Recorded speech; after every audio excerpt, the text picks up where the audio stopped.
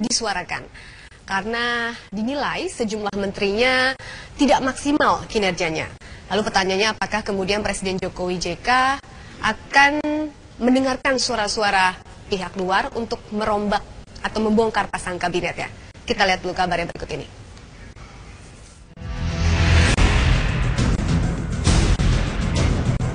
Setengah tahun pemerintahan Joko Widodo Yusuf Kala berjalan, isu reshuffle kabinet semakin mencuat. Kinerja kabinet di bawah pemerintahan Joko Widodo Yusuf Kala dianggap tidak mencapai target. Kinerja pemerintahan di sektor ekonomi menjadi sorotan. Pertumbuhan ekonomi pada 3 bulan pertama tahun 2015 hanya mencapai 4,71%.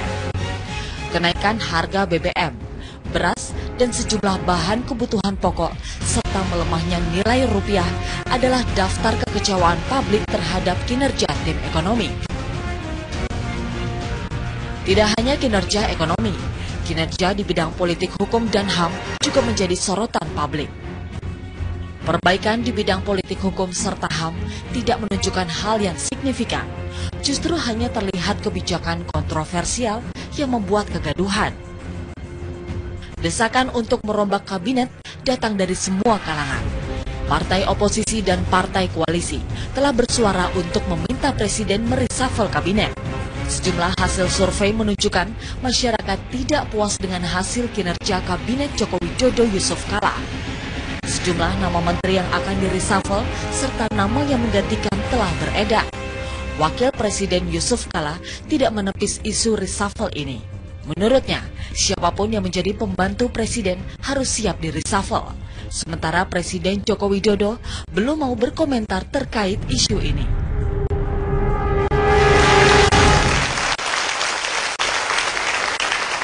Ya, saya langsung ajak Anda untuk bergabung dengan dua tamu saya pada malam hari ini. Ada Mas Roy Suryo, Menpora 2013-2014, Prof. Hendrawan Supraktino, Ketua DPP PDI Perjuangan. Selamat malam. Saya ke Prof. Hendrawan terlebih dahulu. Ada desakan-desakan, Prof, untuk pemerintahan Jokowi JK mereshuffle kabinetnya, termasuk dari partai pengusungnya sendiri. Dari PDI Perjuangan, suaranya seperti apa? Pertama harus diluruskan dulu ya. Reshuffle itu adalah hak prerogatif presiden. Dan kami sebagai partai pengusung tidak mau disebut usil atau ngerecokin ya, karena kami tahu persis itu hak prerogatif presiden.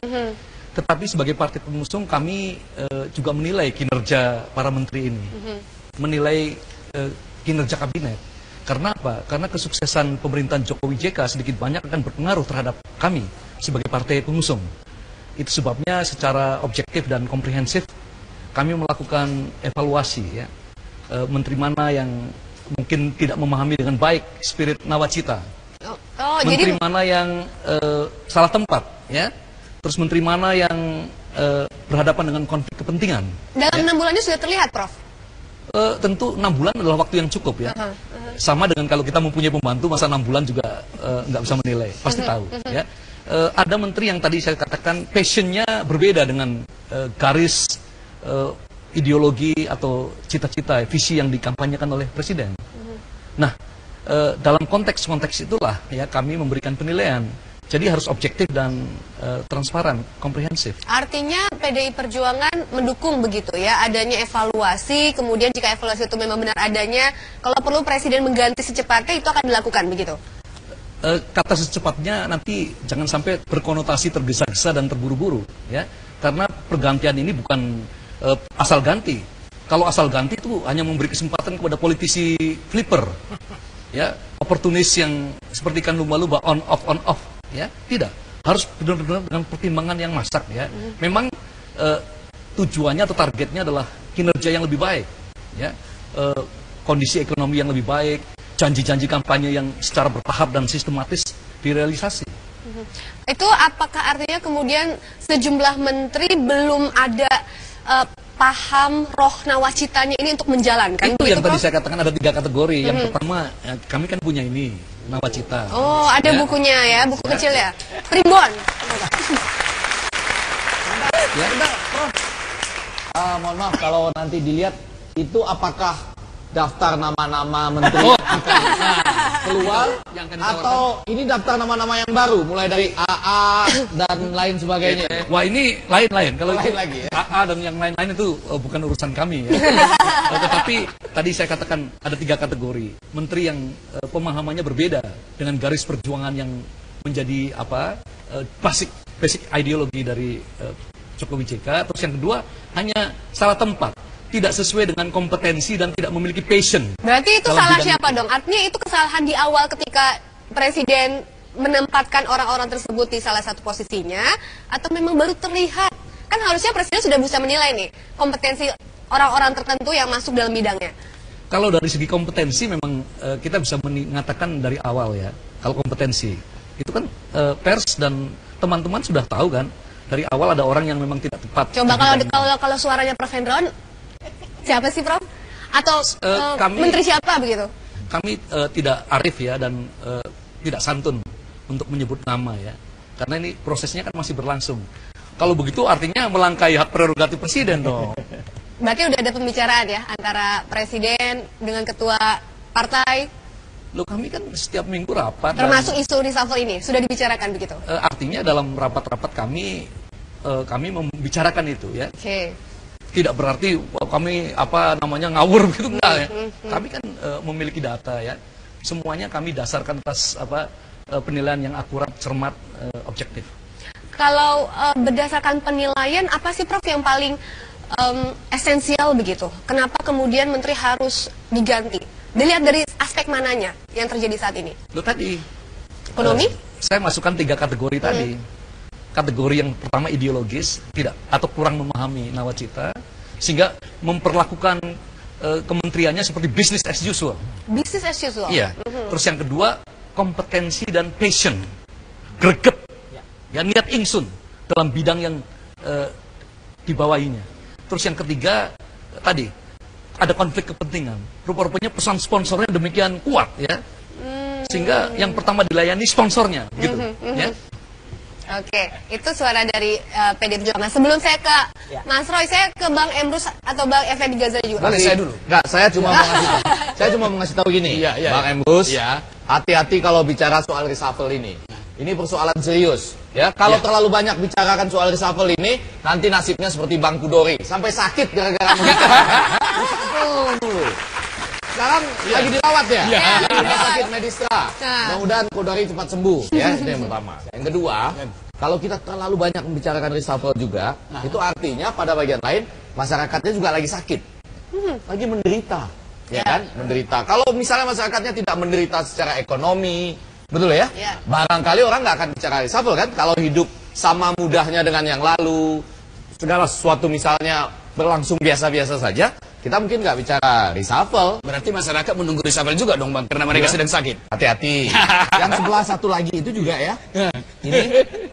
Ini di sini dia kelihatan senang-senang.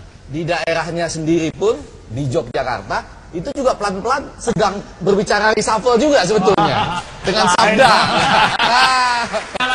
Kalau itu benar-benar urusan internal, kita nggak usah ikuti. Tapi soal reshuffle juga kan? Kalau reshuffle PSSI bisa. Prof, ada pertanyaan saya ini Prof. Itu kan buku kecil itu membawa Trisakti sama Nawacita. Yes. Prof tidak mau menyebut nama menteri yang mau reshuffle. Tentu sebagai partai besar pasti melakukan analisa gitu ya. Kira-kira kementerian mana sih yang tidak mewujudkan nawacita itu? Tidak menyebut orangnya, kementeriannya. Kementeriannya. Jangan dipaksa-paksa dong. Untuk kementeriannya, ya berarti Nggak usah dipaksa-paksa lah. Iya. Itu kamu tidak mau biar jadi rahasia saja ya. Evaluasi tertutup begitu. Nanti ya. pada saatnya kan semua tahu. Oke. Mas Roy. Ya. Kalau melihat nih, Mas Roy kan termasuk salah seorang yang berada ketimbang rezeki dalam tanda kutip pada tahun 2013 menggantikan saat itu. Melihat dari kacamata luar nih ya, apakah kemudian kondisinya memang harus sama begitu dalam waktu dekat di reshuffle atau tunggu dulu deh nanti? Ya, sebelum saya berkomentar reshuffle, izinkanlah di forum yang terhormat ini kami atas nama Partai Demokrat mengaturkan terima kasih sebesar-besarnya dan penghargaan atas kehadiran Presiden Republik Indonesia Pak Jokowi kemarin di kongres kami. Itu luar biasa. Itu pendidikan politik yang luar biasa. pendidikan sekaligus untuk menunjukkan ketakutan seperti kata Pak Ibas kepada Pak Presiden Joko Widodo di DPR, tolong partai kami jangan digolkarkan. Tapi benar-benar beliau santai loh. Pak Jokowi santai, bahkan ada 2 joke. TV One malah sempat mengambil 2 lelucon itu, lelucon gaya presiden. Gitu. Nah, oke, sekarang soal reshuffle. Saya sama sependapat dengan Prof bahwa reshuffle itu adalah hak prerogatif presiden. Jadi yang menentukan baik tidaknya menteri kan pembantu presiden. Dan pembantu presiden itu, saya dulu juga tidak pernah menyangka, benar kata Mbak, tidak pernah menyangka tiba-tiba menggantikan Mas Andi Malarangan, ya, karena ketiban musibah. Tapi saya pun setiap saat harus siap juga untuk diganti. Ya, tapi saya setuju, Prof, bahwa 3 prinsip tadi benar. Karena loyalty to my party ends if loyalty to my nation. Jadi artinya begins ya. Jadi artinya ketika saya memulai menjadi seorang memegang posisi di negara, dia harus menghilangkan yang tadi itu, terutama yang terakhir tadi, pesan sponsor tadi. Ya, itu benar-benar. Jadi sekarang saya kayaknya masyarakat bisa menilai lah, Mbak nggak usah desak-desak Prof, kasihan. Ya, udah kelihatan mana-mana yang perlu di reshuffle sebenarnya. Tapi agak bahaya tuh setiap kali ada talk show. Semua orang mengatakan ini harus diganti karena rakyat sudah merasakan. Lalu kalau ditanya siapa namanya, wah nggak enak lah kalau bukan namanya. Bahkan dipancing kementeriannya pun nggak mau. Padahal dalam sepak bola itu mudah sekali. Dalam sepak bola itu mudah susah. Ya? Sepak bola sekarang susah. Sepak bola di klub-klub lah ya, jangan di Indonesia misalnya. Kalau dengan jelas ya Ancelotti pasti punya masalah nih. Betul kan? Iya dong, gimana? Impian champion sudah lewat. Impian untuk treble udah nggak bisa. Impian untuk Liga Spanyol pun misalnya bermasalah. Dia pasti akan dievaluasi. Sama saja misalnya Pellegrini di City juga akan jadi masalah. Jadi kan kita hafal kalau soal itu ya. Soalnya Barcelonanya lagi jaya. Menggantikan pengganti saya itu kayaknya. Gimana? Lebih cocok menggantikan pengganti saya itu kayaknya. Jangan gitu. Ini numpang sponsor ini. Menawarkan menjadi calon, tapi saya yang kurang satu. Harus punya kumis dulu. Nah, maksud saya dalam konteks itu, ini yang agak aneh juga dari setiap talk show, pasti yang disalahkan menterinya. Oh, jadi harusnya siapa dong, Bang? Pernah nggak kita berpikir bahwa presidennya juga salah pilih? Ini loh, jadi seperti misalnya kalau saya sebut Ancelotti misalnya, dia bisa salah membeli pemain begitu mahal sampai triliunan rupiah, Bale misalnya dan lain-lain, dan melepas Morata. Morata ini ya dilepas dengan harga murah ke Juventus, dia yang mencetak 2 gol yang menyingkirkan Real Madrid, coba bayangkan. Dalam hal itu apa? Ancelottinya salah pilih. Kita enggak, kalau di semua talk show kita pasti bilang menterinya saja yang salah. Yang milihnya siapa? Ini kayaknya lebih cocok kalau Bang Iki, kalau nggak menggantikan Pak Menpora, ya kayaknya lebih cocok menggantikan 4 yang sudah mundur dari tim transaksi. Tim transisi. Itu kayaknya lebih cocok. Coba, Bang Iki. Bisa usulkan itu. Coba, Prof. Masuk tim transisi dulu lah. Kalau itu saya perbaiki ya. Kalau nanti Menporanya ini apakah di reshuffle atau tidak, dia sudah ada tempat. Jadi Pak Menpora ini, kalaupun nanti di reshuffle, dia sudah pasti masuk tim transisi. Sebentar, ini berbicara. Belum tentu di Menporanya pasti aman karena ada tempat di tim transisi. Maksudnya. Berbicara mengenai Menpora, sebenarnya isunya tidak hanya Menpora ya. Semua lini, semua pihak dari olahraga, ekonomi, politik, hukum itu yang menjadi sorotan. Kira-kira apakah kemudian kalau dikata Bang Ege, presidennya juga harus didesak nih, tidak hanya menterinya Prof Hendrawan. Tapi dijawab nanti boleh ya Prof ya? Kita harus jeda terlebih dahulu. Kami kembali saat lagi.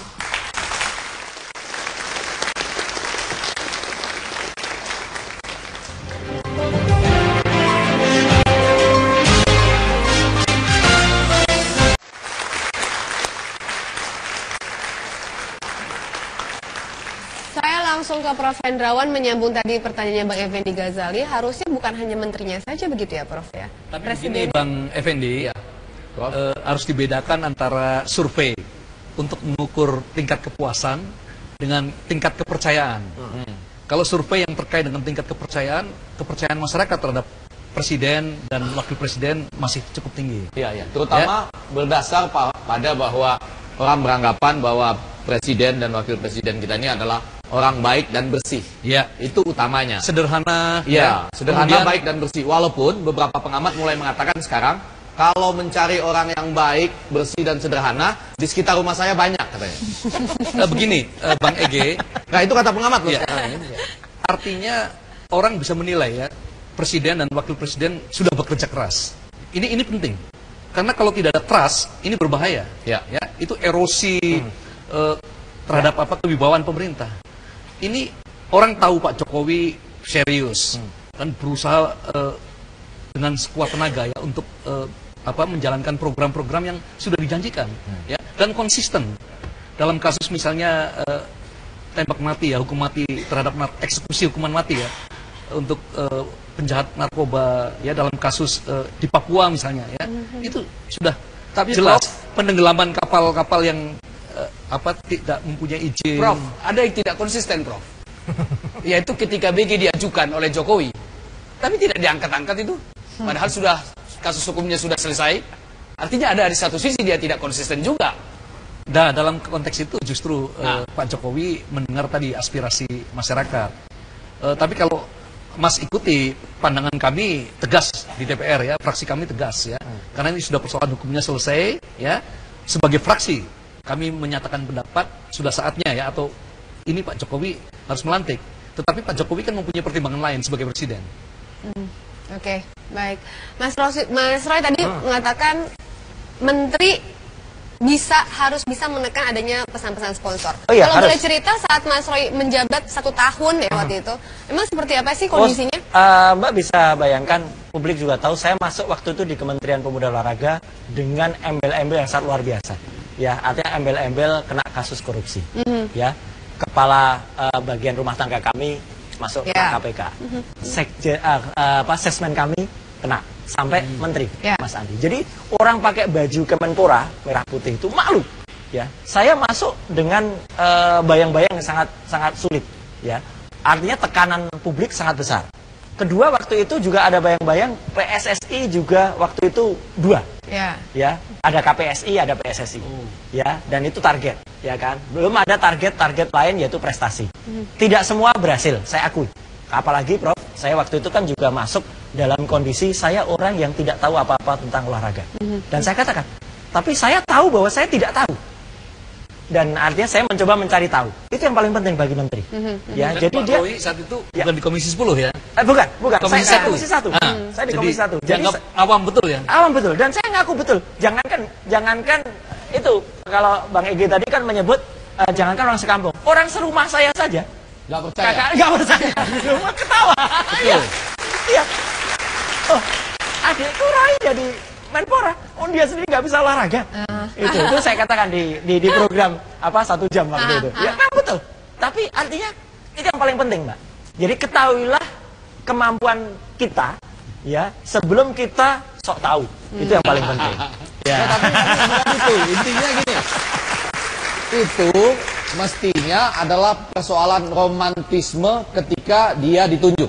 Nggak percaya pada dirinya, berusaha belajar dan lain-lain. Yang menjadi pertanyaan kita pada malam ini adalah penggal waktu yang lain. Setelah 6 bulan, apa yang terjadi dengan Roy Suryo pada waktu itu misalnya? Apakah dia bisa menyesuaikan diri? Apakah PSSI-nya dari 2 jadi 1? Saya tidak. Apakah liganya dari 2 jadi 1 atau tidak? Begitu. Lebih baik publik yang menjawablah.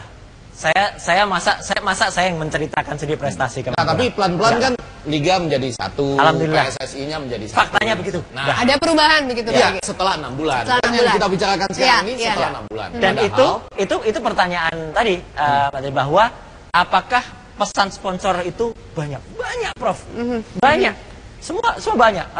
Bang Alpes juga bisa bayangkan kalau kan beliau kan konsultan ya untuk banyak pihak ya di kampus juga pasti sering mengajar soal itu. Jadi ada tekanan politik ini itu banyak sekali. Tiap hari Mbak, yang namanya proposal atau orang-orang bahkan ini saya katakan terus terang. Tadi kenapa di awal tadi saya bilang loyal kepada partai itu harus benar-benar hilang. Dan merah putih betul waktu itu. tapi benar-benar bahayanya merah nggak terlalu besar. Soalnya Kenapa? kementeriannya budgetnya kecil.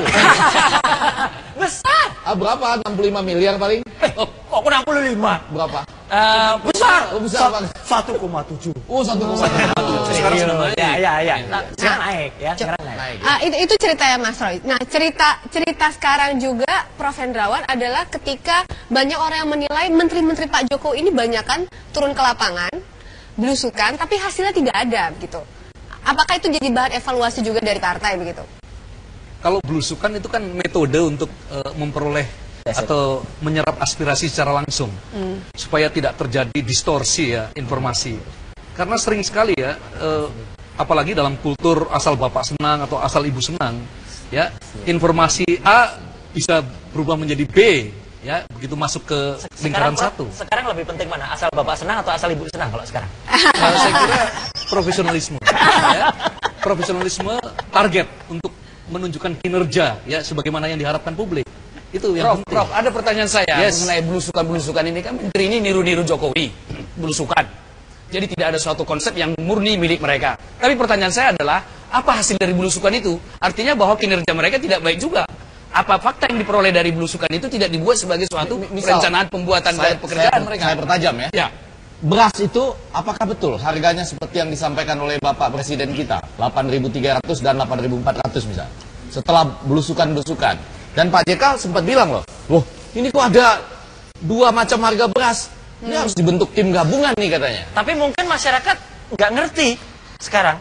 Karena media sibuk memberitakan yang A itu, jangan-jangan itu agenda tersendiri tuh, ada pemberitaan-pemberitaan kayak gitu. Ya, untuk menutupi sesuatu yang lebih besar. Tapi maksudnya beras tetap harganya tidak seperti itu kan? Iya, masyarakat gimana, Prof? Tidak diberitahu gitu loh. Prof. Ya, jadi tetapi kembali ke belusukan ya, sebenarnya itu baik ya. Tetapi tentu tidak setiap hari kerjanya belusukan. Nanti malah keblusuk, ya. Betul. Kebelasuk bisa tersesat kalau orang Jawa bilang keblusuk ya. Jadi Sampai loncat pagar dong, Prof. oh itu Menteri Hanif Dakiri. Ya karena saat itu alasannya karena Nggak dibuka-buka ya, nggak dibuka-buka. tidak ada yang menyaut dari dalam. Tetapi intinya begini, informasi yang akurat adalah bahan bakar bagi kebijakan publik yang tepat.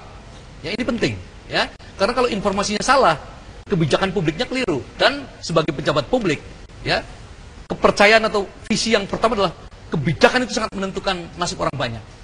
Policy does matter, ya. Itu sebabnya kalau kebijakan publik ini tidak berpihak kepada orang banyak, tidak berpihak kepada rakyat, menimbulkan distorsi yang tidak perlu, itu salah. Oke. Mantap sekali bilang bahan bakar. Mungkin gara-gara nanti malam bahan bakar mau naik lagi, Bro. Kita bahas nanti ya, kita bahas nanti soal kebijakan. Kita panggil dulu nih, ada teman saya, sebentar Bang. Ini ada teman saya nih, ada Pras Teguh nih. Kita boleh undang ke atas panggung dong. Silakan. Ini korban kenaikan BBM nih. Ya, boleh tepuk tangan dulu semuanya teman-teman. Ya, kenalin nama gue Pras Teguh ya. Reshuffle kabinet. Ya, apakah harus dirombak atau tidak? Gue sih sebagai orang yang awam politik ya, gue nggak terlalu tahu. Tapi menurut gue ya itu ya gimana ya, kita perhatiin aja kerjanya bagus atau tidak. Karena gue orangnya jujur, gue tuh suka mengevaluasi diri sendiri. Apa-apa gue evaluasi, ini bisa kita evaluasi. Contohnya ini, contoh kecilnya aja, apa-apa gue evaluasi. Sampai hal nggak penting, gue mau tidur, gue ngaca dulu. Kok gini banget muka gue ya Allah. Yang salah siapa ya? Ini makanya gue evaluasi. Atau Mas tuh, evaluasi mukanya. Ini terlalu ganteng atau keterlaluan? Ya kan? Gue tuh suka mengevaluasi yang nggak penting. Contohnya, kalian pernah nggak sih ke toko baju, terus karyawannya itu selalu ngikutin. Kesel nggak? Itu sering banget kayak gitu. Gua maju, dia maju. Gua mundur, dia mundur. Gua salto, dia nangis. Selalu kayak gitu. Lagian kenapa sih kita diikutin terus? Kita kan bukan maling. Mungkin niatnya baik. Mungkin ya kalau kita nggak tahu size-nya atau harganya bisa tanya ke dia.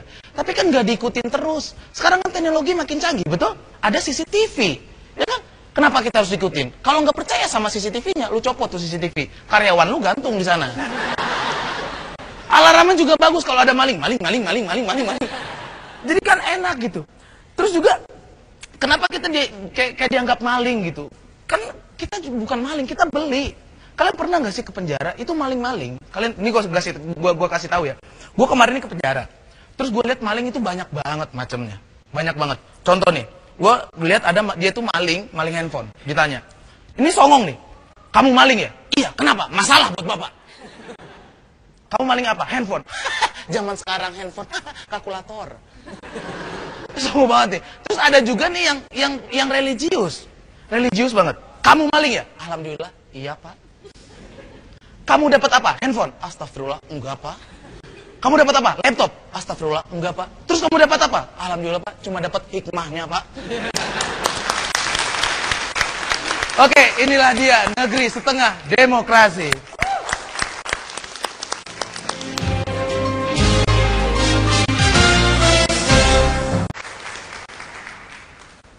Prof. Hendrawan, kalau berbicara mengenai kebijakan, ada tidak sih kebijakan yang harus digarisbawahi begitu ya dalam 7 bulan terakhir ini, yang kemudian memang harus difikirkan ini harus di-reshuffle nih, karena kebijakan ini barangkali? Artinya begini ya, dalam program yang sudah disusun ya, kemudian yang untuk sebagian besar sudah diterjemahkan dalam RPJMN, ya, itu kan jelas. Misalnya kalau, ini ambil contoh saja lah, pertanian, ya, targetnya adalah swasembada beras dalam 3 tahun. Langkah-langkah operasionalnya kan harus jelas. Misalnya dalam buku ini dikatakan ada 1000 desa mandiri benih. Maka langkah-langkahnya juga jelas. Apakah bisa kita mandiri benih apabila pengadaan benih misalnya dikuasai oleh perusahaan-perusahaan multinasional? Ya, kan tidak mungkin dong kalau kita tidak mandiri benih, kemudian bisa mandiri beras atau pangan dan seterusnya. Semuanya terukur ya. Jangan lupa, program-program Pak Jokowi ini kan program yang sifatnya masif, ekspansif, membutuhkan pendanaan yang sangat besar. Maka harus dipikirkan, apakah kita akan memenuhi pendanaan itu dari utang, ya, atau katakanlah meningkatkan tax ratio. Karena tax rasio pajak kita kan 12% dari PDB, mau dinaikkan sesuai dengan buku ini 16%. Langkah-langkah konkretnya seperti apa? Operasional seperti apa? Pilihan-pilihan keras, hard choices, seperti ini harus dijawab dengan jelas dan gamblang. Sehingga kalau masyarakat harus menunggu, karena misalnya contoh, spirit kemandirian, ya, spirit kedaulatan, itu kan membutuhkan satu periode transisi. Kalau transisi ini, transisi yang tidak ada harapannya, tentu bagi rakyat akan sesak, menyesakkan. Ya. Kita harus berkorban, tapi korban ini periodenya harus jelas. Mita. Ya. Ini penting. Ya, Pak Emrus ini mau menyampaikan sesuatu nih. Kalau dia nggak menyampaikan sesuatu, nanti dia kena reshuffle, Mas. Silakan, Pak. Begini, Prof. Itu normatif sekali saya melihat gitu ya, Prof ya. Tetapi saya melihat Prof ini termasuk orang yang atau PDI Perjuangan termasuk orang yang dijolimin loh kemarin ketika susunan kabinet. Nah, kenapa kan begitu? Bahwa kursi di DPR itu dari PDI Perjuangan 100 sekian, 109 ya. Sementara ada partai yang 40 sekian kursinya dapat jatah. Hampir sama dengan jatah dari PDI Perjuangan. Nah, bukankah ini sesuatu yang tidak baik bagi PDI Perjuangan? Begini, jangan-jangan kegagalan menteri itu karena memang orang-orang menteri di sana tidak orang yang nawacita, bukan orang-orang yang trisakti begitu. Begini, saya tidak sepenuhnya menyalahkan pandangan Bapak, ya. Berarti betul. Enggak. Sebentar. Di dunia ya, kalau angka komposisinya seperti pemilu legislatif kita yang kemarin, Begini, partai pengusung utama itu minimal 7 kursi, hitung-hitungannya. 7 kursi menteri. Seperti Partai Demokrat di masa lalu 7 kursi. Tetapi begini, Ibu Ketua Umum kami selalu menekankan aspek kualitatif, Pak. Ya, kualitatif itu artinya kami memberikan kader yang terbaik, yang kami nilai ya mampu mengemban tugas berat ya, karena ini berat sekali loh Mas, ini berat sekali ya. Berarti dengan demikian Prof, mohon maaf, hanya 4 dong yang berkualitas dari PDI Perjuangan karena ya secara kualitatif, yang lain tidak berkualitas secara langsung ya, merupakan kader partai kami. Tapi ada beberapa yang publik juga tahu, barangkali maksudnya bukan begitu, menutup-nutupi. Sudah disodorkan banyak, kebetulan presidennya pada waktu itu salah pilih, sehingga yang masuk cuma 4. Tapi masih ada kesempatan nih buat reshuffle ini, mungkin bisa masuk kembali. Atau jangan-jangan kalau ada memang benar reshuffle nantinya malah diisi lebih banyak dari kader PDI Perjuangannya. Prof, kita kembali saat lagi.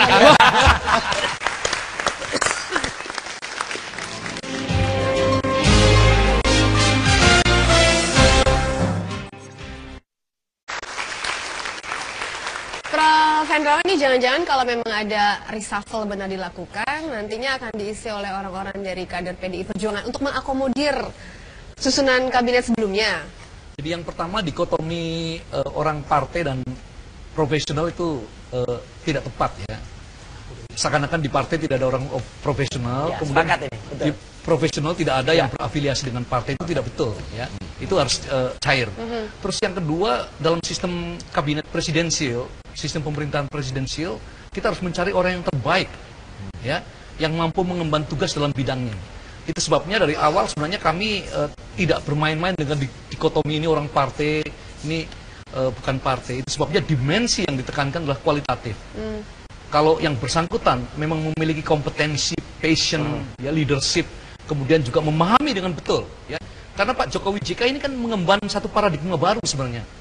Coba, sendi-sendi bangsa yang ditujukan untuk menjaga kedaulatan, kemandirian atau keberdikarian, kebudayaan yang berkepribadian ini, itu banting setir ya. Tapi kalau saya boleh titip juga nih, Prof, dan juga buat teman-teman yang mungkin nanti kalau jadi reshuffle, sebenarnya Pak Jokowi dan Pak JK ini lebih muda lagi loh, karena selain ada Nawacita ini, ada Trisakti, ya, kemarin juga ya ketua umum kami Pak SBY itu juga malah memberikan saran, malah mungkin bisa disebut dasar cita kali ya, karena ada 10 saran. Jadi 10 saran, karena apa? Kami ingin negara ini nggak boleh jatuh, negara ini nggak boleh runtuh gara-gara orang yang tidak tepat.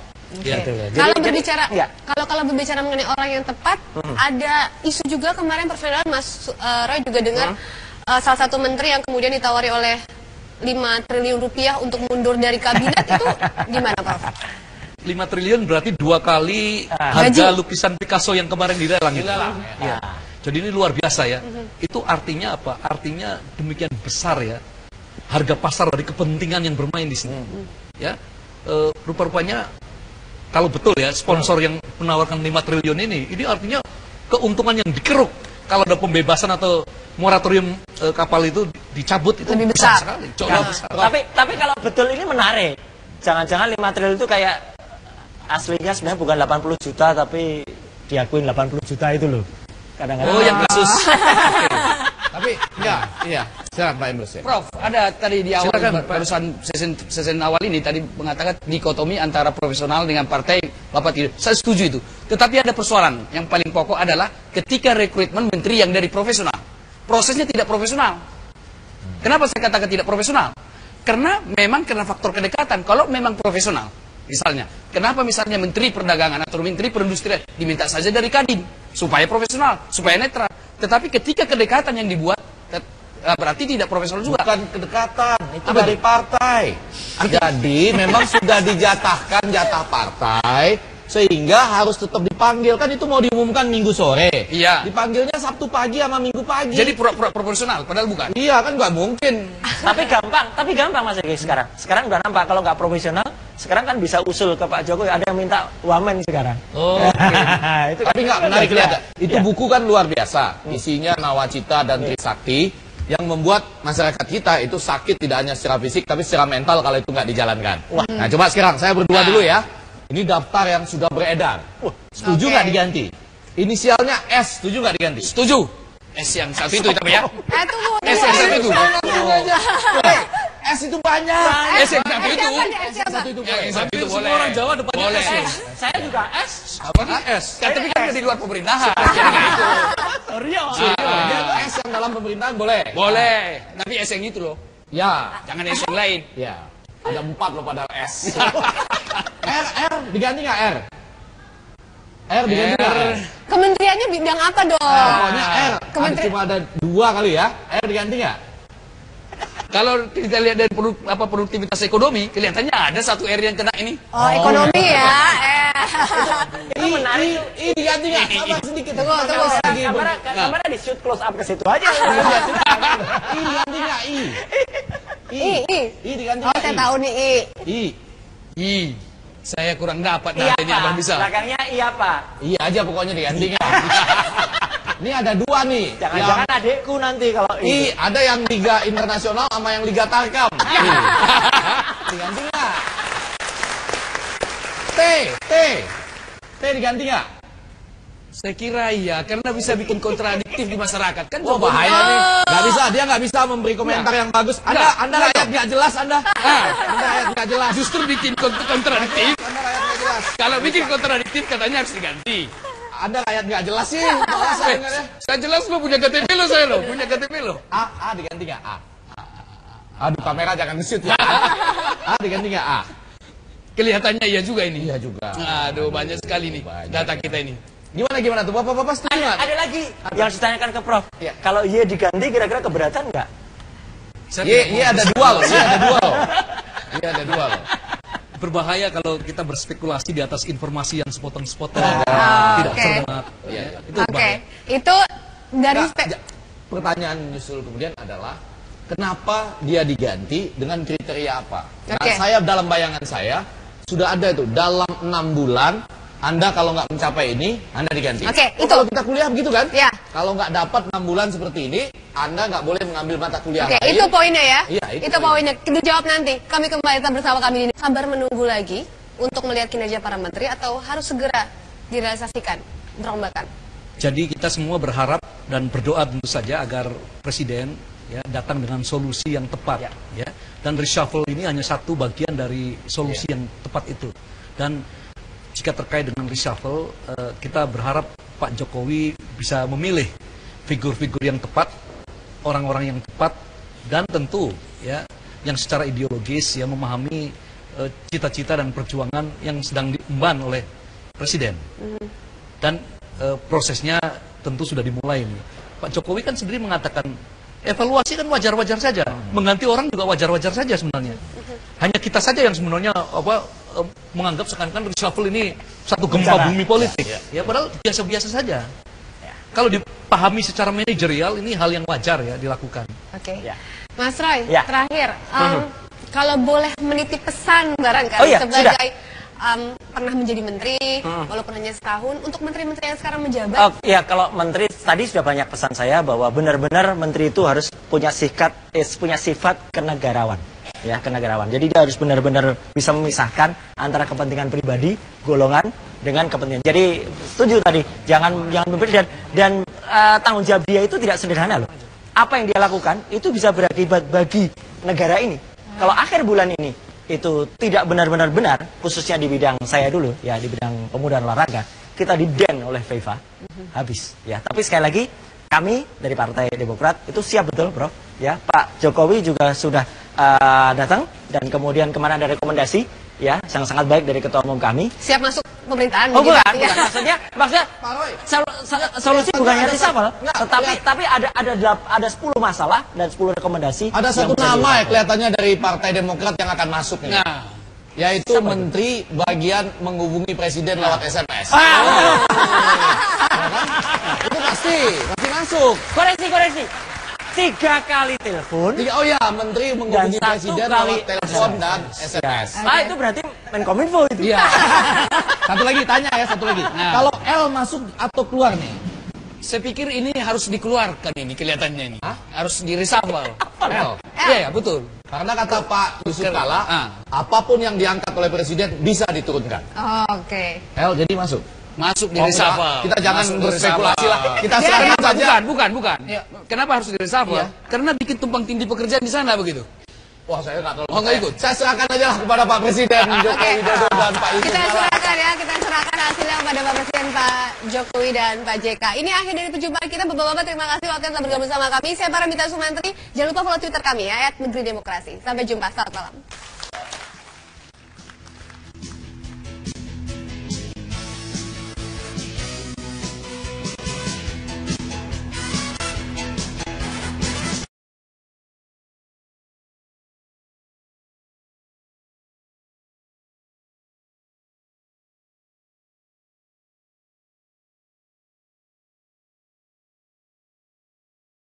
Disuarakan karena dinilai sejumlah menterinya tidak maksimal kinerjanya. Lalu pertanyaannya, apakah kemudian Presiden Jokowi JK akan mendengarkan suara-suara pihak luar untuk merombak atau membongkar pasang kabinet ya? Kita lihat dulu kabarnya berikut ini.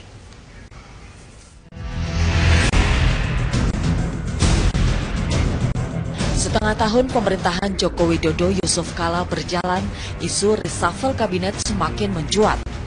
Kinerja kabinet di bawah pemerintahan Joko Widodo Yusuf Kala dianggap tidak mencapai target. Kinerja pemerintahan di sektor ekonomi menjadi sorotan.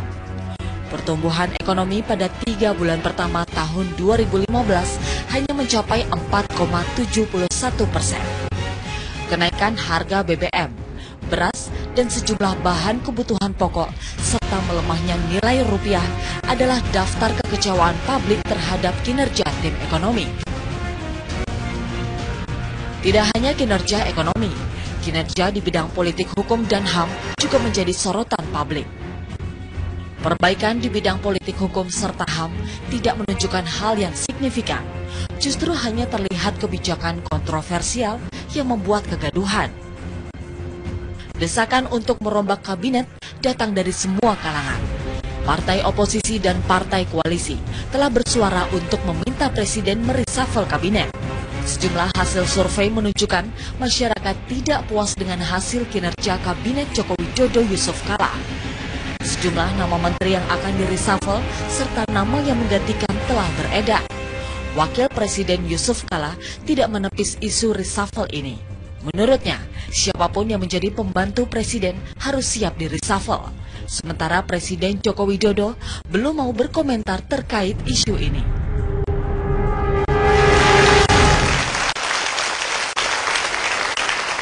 Ya, saya langsung ajak Anda untuk bergabung dengan dua tamu saya pada malam hari ini. Ada Mas Roy Suryo, Menpora 2013-2014, Prof. Hendrawan Supraktino, Ketua DPP PDI Perjuangan. Selamat malam. Saya ke Prof. Hendrawan terlebih dahulu. Ada desakan-desakan, Prof, untuk pemerintahan Jokowi JK mereshuffle kabinetnya, termasuk dari partai pengusungnya sendiri. Dari PDI Perjuangan, suaranya seperti apa? Pertama harus diluruskan dulu ya.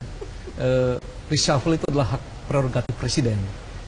Dan kami sebagai partai pengusung tidak mau disebut usil atau ngerecokin ya, karena kami tahu persis itu hak prerogatif presiden.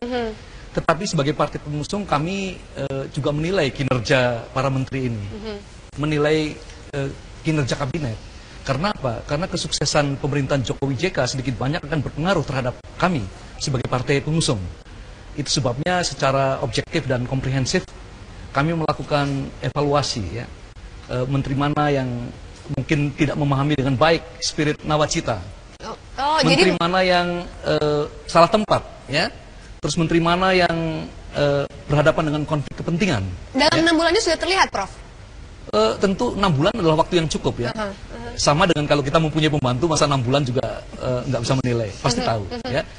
Ada menteri yang tadi saya katakan passionnya berbeda dengan garis ideologi atau cita-cita, visi yang dikampanyekan oleh presiden. Nah, dalam konteks itulah ya kami memberikan penilaian. Jadi harus objektif dan transparan, komprehensif. Artinya PDI Perjuangan mendukung begitu ya, adanya evaluasi, kemudian jika evaluasi itu memang benar adanya, kalau perlu presiden mengganti secepatnya itu akan dilakukan begitu? Kata secepatnya nanti jangan sampai berkonotasi tergesa-gesa dan terburu-buru ya, karena pergantian ini bukan asal ganti. Kalau asal ganti itu hanya memberi kesempatan kepada politisi flipper, ya, oportunis yang seperti ikan lumba-lumba on off, ya, tidak. Harus benar-benar dengan pertimbangan yang masak, ya. Memang tujuannya atau targetnya adalah kinerja yang lebih baik, ya, kondisi ekonomi yang lebih baik, janji-janji kampanye yang secara bertahap dan sistematis direalisasi. Itu apakah artinya kemudian sejumlah menteri belum ada paham roh nawacitanya ini untuk menjalankan? Itu yang tadi saya katakan ada 3 kategori. Yang pertama, ya, kami kan punya ini nawacita. Oh, ada bukunya ya, buku kecil ya, Primbon. Ya, Prof.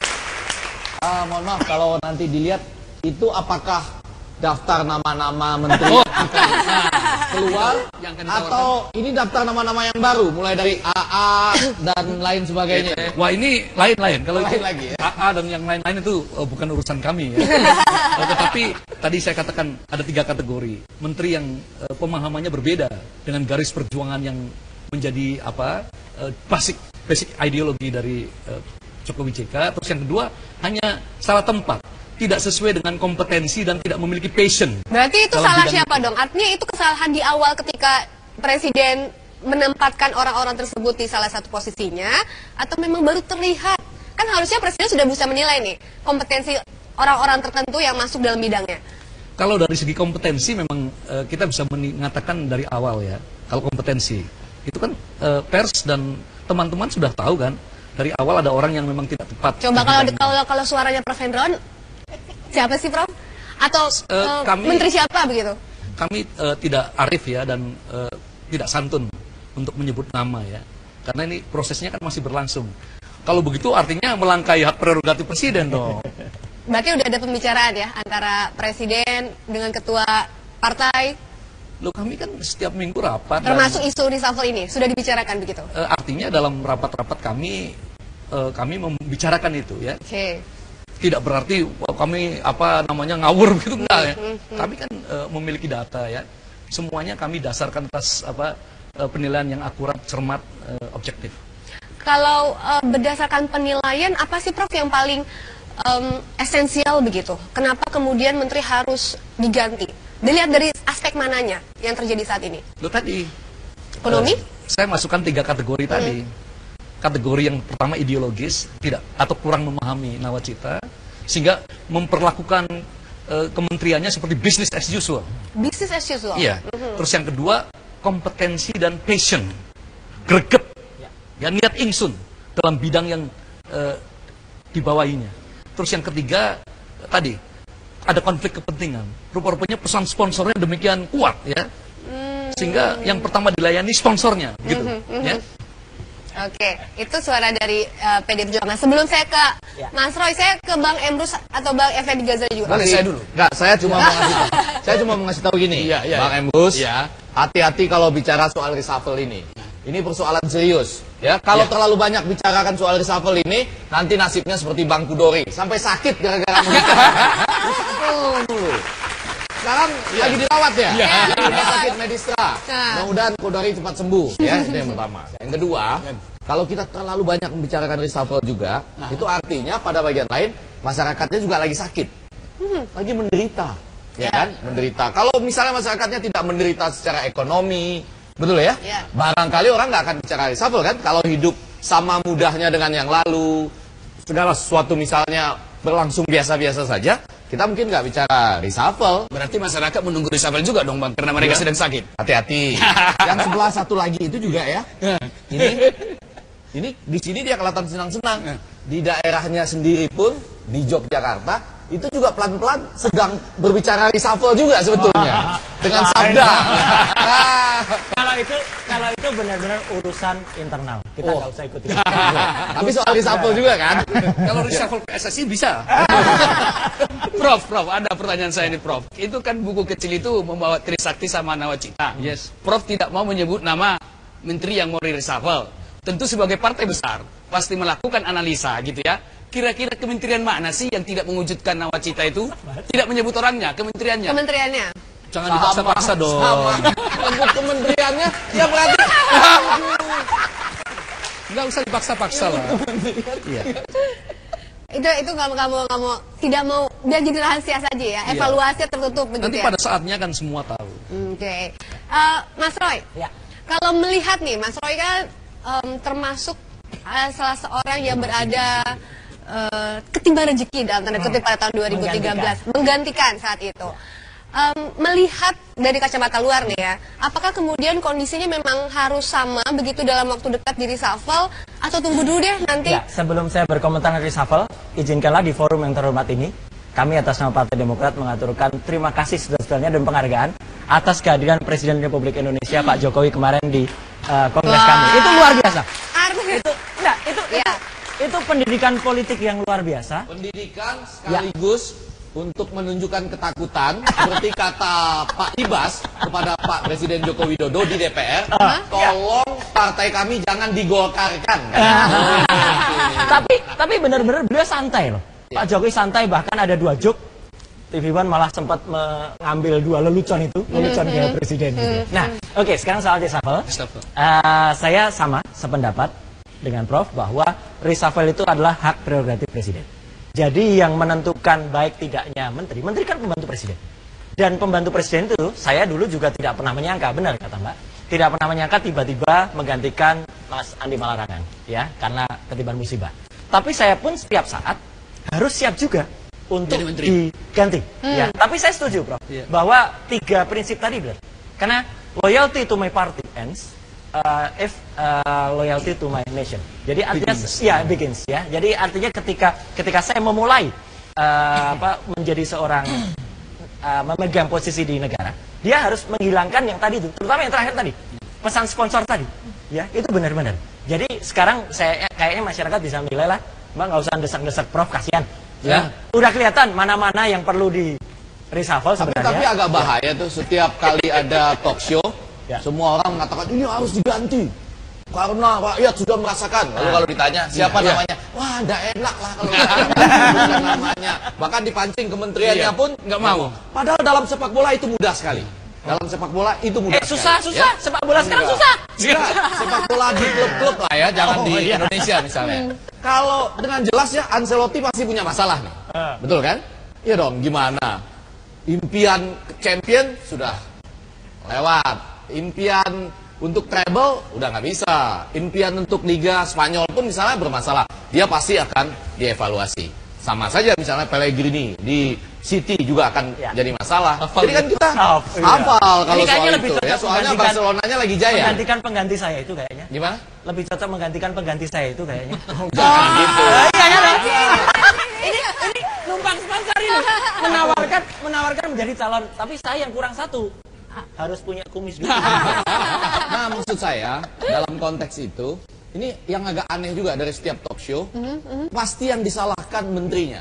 Oh, jadi harusnya siapa dong, Bang? Pernah nggak kita berpikir bahwa presidennya juga salah pilih? Ini loh, jadi seperti misalnya kalau saya sebut Ancelotti misalnya, dia bisa salah membeli pemain begitu mahal sampai triliunan rupiah, Bale misalnya dan lain-lain, dan melepas Morata. Morata ini ya dilepas dengan harga murah ke Juventus, dia yang menyetak 2 gol yang menyingkirkan Real Madrid, coba bayangkan. Dalam hal itu apa? Ancelottinya salah pilih.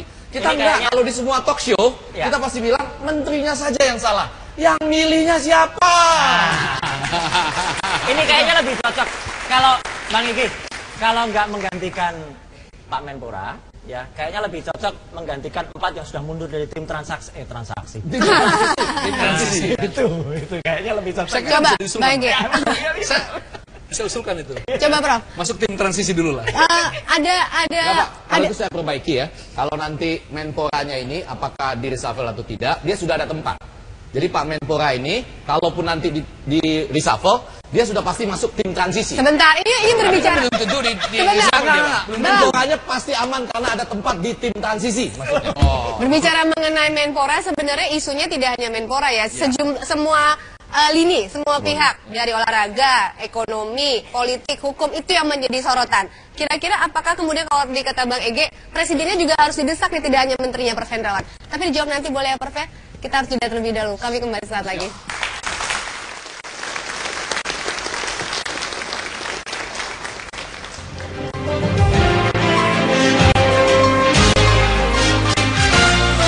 Apakah artinya kemudian sejumlah menteri belum ada paham roh nawacitanya ini untuk menjalankan? Itu yang tadi saya katakan ada 3 kategori. Yang pertama, kami kan punya ini nawacita. Oh, ada bukunya ya, buku kecil ya. Primbon. Ya, Prof. Mohon maaf kalau nanti dilihat itu apakah daftar nama-nama menteri akan keluar atau ini daftar nama-nama yang baru mulai dari AA dan lain sebagainya. Wah, ini lain-lain. Kalau lain lagi ya. AA dan yang lain-lain itu bukan urusan kami ya. Tetapi tadi saya katakan ada 3 kategori. Menteri yang pemahamannya berbeda dengan garis perjuangan yang menjadi basic ideologi dari Jokowi JK. Terus yang kedua hanya salah tempat, tidak sesuai dengan kompetensi dan tidak memiliki passion. Berarti itu salah siapa dong? Artinya itu kesalahan di awal ketika presiden menempatkan orang-orang tersebut di salah satu posisinya, atau memang baru terlihat? Kan harusnya presiden sudah bisa menilai nih kompetensi orang-orang tertentu yang masuk dalam bidangnya. Kalau dari segi kompetensi memang kita bisa mengatakan dari awal ya. Kalau kompetensi itu kan pers dan teman-teman sudah tahu kan. Dari awal ada orang yang memang tidak tepat. Coba kalau suaranya Prof Hendrawan, siapa sih Prof? Atau menteri siapa begitu? Kami tidak arif ya dan tidak santun untuk menyebut nama ya. Karena ini prosesnya kan masih berlangsung. Kalau begitu artinya melangkahi hak prerogatif presiden dong. Berarti udah ada pembicaraan ya antara presiden dengan ketua partai? Loh, kami kan setiap minggu rapat. Termasuk isu reshuffle ini sudah dibicarakan begitu? Artinya dalam rapat-rapat kami membicarakan itu ya. Oke. Tidak berarti kami ngawur gitu enggak ya. Kami kan memiliki data ya. Semuanya kami dasarkan atas penilaian yang akurat, cermat, objektif. Kalau berdasarkan penilaian apa sih Prof yang paling esensial begitu? Kenapa kemudian menteri harus diganti? Dilihat dari aspek mananya yang terjadi saat ini? Loh tadi ekonomi? Saya masukkan 3 kategori tadi. Kategori yang pertama ideologis, tidak atau kurang memahami nawacita, sehingga memperlakukan kementeriannya seperti business as usual. Business as usual? Iya. Terus yang kedua, kompetensi dan passion, greget, ya niat ingsun dalam bidang yang dibawahinya. Terus yang ketiga, tadi, ada konflik kepentingan. Rupa-rupanya pesan sponsornya demikian kuat, ya. Sehingga yang pertama dilayani sponsornya, gitu. Ya. Oke, itu suara dari PD Perjuangan. Sebelum saya ke Mas Roy, saya ke Bang Emrus atau Bang Effendi Ghazali juga. Boleh saya dulu? Enggak, saya cuma mengasih tahu gini, Bang Emrus, hati-hati kalau bicara soal reshuffle ini. Telah bersuara untuk meminta Presiden mereshuffle kabinet. Sejumlah hasil survei menunjukkan masyarakat tidak puas dengan hasil kinerja Kabinet Joko Widodo Yusuf Kala. Sejumlah nama menteri yang akan direshuffle serta nama yang menggantikan telah beredar. Wakil Presiden Yusuf Kala tidak menepis isu reshuffle ini. Menurutnya, siapapun yang menjadi pembantu presiden harus siap di-reshuffle. Sementara Presiden Joko Widodo belum mau berkomentar terkait isu ini.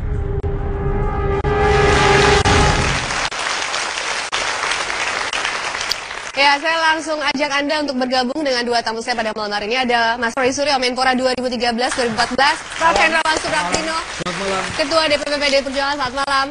Saya ke Prof. Hendrawan terlebih dahulu. Ada desakan-desakan, Prof, untuk pemerintahan Jokowi JK mereshuffle kabinetnya, termasuk dari partai pengusungnya sendiri. Dari PDI Perjuangan, suaranya seperti apa? Pertama harus diluruskan dulu ya. Reshuffle itu adalah hak prerogatif presiden. Dan kami sebagai partai pengusung tidak mau disebut usil atau ngerecokin ya, karena kami tahu persis itu hak prerogatif presiden. Tetapi sebagai partai pengusung kami juga menilai kinerja para menteri ini, menilai kinerja kabinet. Karena apa? Karena kesuksesan pemerintahan Jokowi JK sedikit banyak akan berpengaruh terhadap kami sebagai partai pengusung. Itu sebabnya secara objektif dan komprehensif kami melakukan evaluasi ya. Menteri mana yang mungkin tidak memahami dengan baik spirit nawacita, menteri mana yang salah tempat, ya, terus menteri mana yang berhadapan dengan konflik kepentingan. Dalam 6 bulan ini sudah terlihat, Prof? Tentu 6 bulan adalah waktu yang cukup ya. Sama dengan kalau kita mempunyai pembantu, masa 6 bulan juga nggak bisa menilai, pasti tahu. Ya. Ada menteri yang tadi saya katakan passionnya berbeda dengan garis ideologi atau cita-cita, visi yang dikampanyekan oleh presiden. Nah, dalam konteks itulah ya kami memberikan penilaian. Jadi harus objektif dan transparan, komprehensif. Artinya PDI Perjuangan mendukung begitu ya, adanya evaluasi, kemudian jika evaluasi itu memang benar adanya, kalau perlu presiden mengganti secepatnya itu akan dilakukan begitu? Kata secepatnya nanti jangan sampai berkonotasi tergesa-gesa dan terburu-buru ya, karena pergantian ini bukan asal ganti. Kalau asal ganti itu hanya memberi kesempatan kepada politisi flipper, ya, oportunis yang seperti kan lumba-lumba on off, ya, tidak. Harus benar-benar dengan pertimbangan yang masak, ya. Memang tujuannya atau targetnya adalah kinerja yang lebih baik, ya, kondisi ekonomi yang lebih baik, janji-janji kampanye yang secara bertahap dan sistematis direalisasi. Itu disuarakan. Karena dinilai sejumlah menterinya tidak maksimal kinerjanya. Lalu pertanyaannya apakah kemudian Presiden Jokowi JK akan mendengarkan suara-suara pihak luar untuk merombak atau membongkar pasang kabinetnya? Kita lihat dulu kabarnya berikut ini.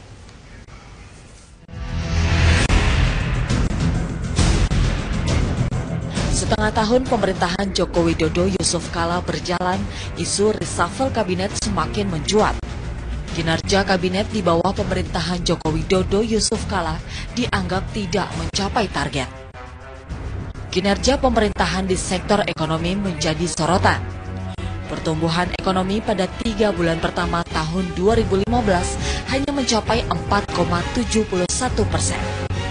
Kenaikan harga BBM, beras, dan sejumlah bahan kebutuhan pokok, serta melemahnya nilai rupiah adalah daftar kekecewaan publik terhadap kinerja tim ekonomi. Tidak hanya kinerja ekonomi, kinerja di bidang politik hukum dan HAM juga menjadi sorotan publik. Perbaikan di bidang politik hukum serta HAM tidak menunjukkan hal yang signifikan, justru hanya terlihat kebijakan kontroversial yang membuat kegaduhan. Desakan untuk merombak kabinet datang dari semua kalangan.